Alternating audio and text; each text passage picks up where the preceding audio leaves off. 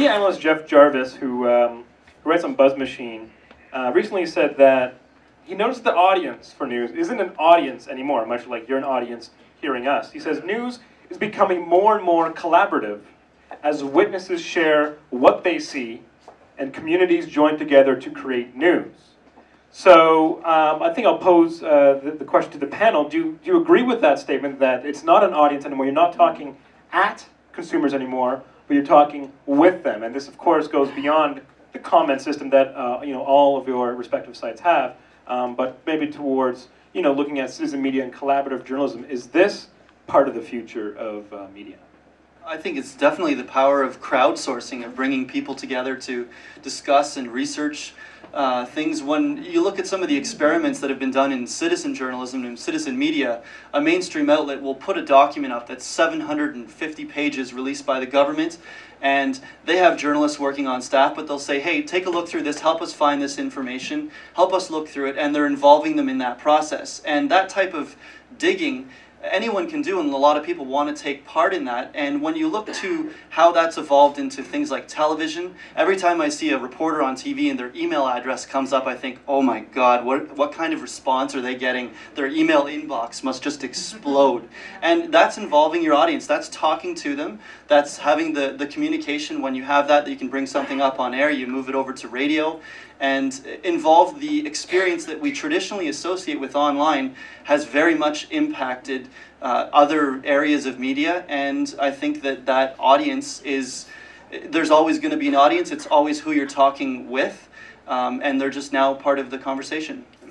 And maybe Keith can talk a bit about how you directly talk to people one-on-one. So it's sometimes a little different than some, how other people work. You are directly responding to people talking to you and saying, Keith, I have a problem or I have a question, and then you, I guess, it is your day job to respond to them. And is that a challenge, or is that something that you found easier than you thought it would be? No, I think it's easier than I thought it would be. It's actually part of the job that I like. I really like being able to actually go and try and help people solve problems and answer questions.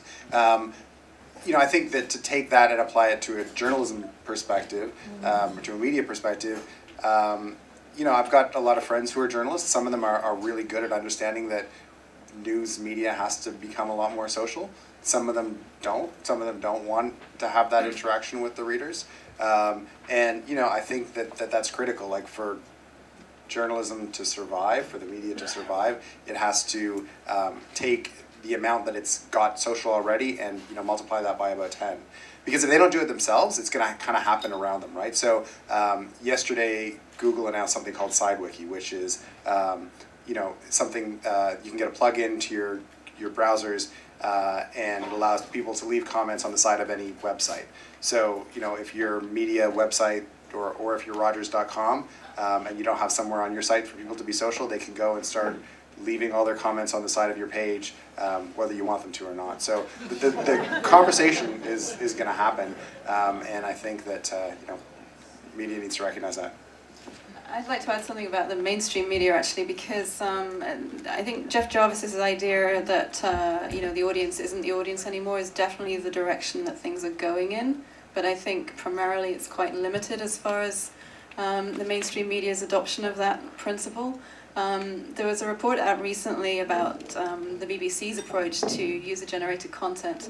The BBC made a big investment while I was there, actually, in what they call the UGC Hub, the User-Generated Content Hub, and they have many people who work there. And obviously they have a lot of readers, which means they have a lot of people in lots of places who are well positioned to send content in when news happens. But I think what's interesting about the way that the BBC has taken to user-generated content, and it sounds similar to MyCTV actually, is that they're very much using it as content, as news gathering.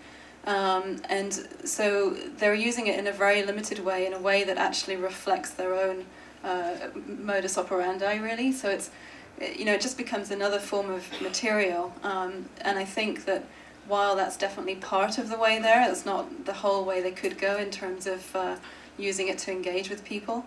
And also I think that what we've seen, especially in America, is people really taking control of the content that their audiences generate. And there was a lot of fanfare about iReport, for instance, from CNN. Obviously, CNN, the channel itself, will use content from iReport, and there's some incentive from iReporters to get their content onto the channel. Not for money necessarily, but for recognition or fame, or just to contribute. But if you look at iReport, the majority of the content that goes to iReport stays on iReport, and it doesn't go anywhere else, and it's segmented off to one side in a silo, so it's kind of safely cordoned off. So I'm not thinking really that people are actually going as far as they should be doing from a mainstream point of view yet. Yeah, just a quick comment on that. I can sort of respect why they do that. I mean, we don't. We sort of integrate our sort of community-generated content as along with those submitted by our regular team of contributors. But what we've noticed is that our audience does not distinguish between the two. So if we, it goes back to sort of a quality issue I touched on earlier. If we were to publish something which subjectively was sort of lower quality than what we're normally aiming for, the audience, the readers don't say, oh, well, that was crowdsourced, that was submitted by someone who's not part of the regular team, and therefore it's okay that it's less quality. They don't look at it that way. They just look at it as part of your regular, they want the same quality level at least. So CNN probably thinking along those lines, if we integrate iReport, there may be a quality issue there.